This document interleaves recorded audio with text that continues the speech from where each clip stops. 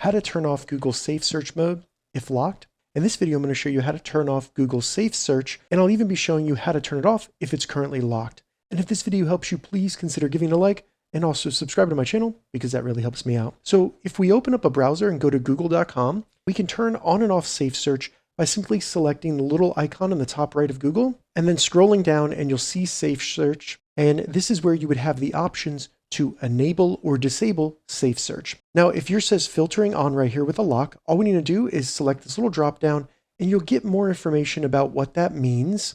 Most likely it is because a parent has set up some sort of filtering on your account. Now, if your account is under the age of 18, then there is no way to disable the filter and you will just have to live with that. But if you are over the age of 18 and you see this filter, we can go through some steps to try to turn it off.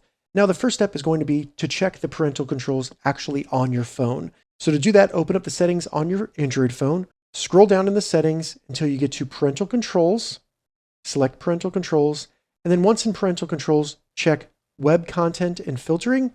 Now, if these are both turned off, then you might have parental controls turned on within your Google account. So it's not just a phone permission issue, it's your actual Google account that has SafeSearch turned on. So to change that, open up the browser and go to familylink.google.com. So once you get here, scroll down a little bit and you can either select Google Chrome and Web or Google Search.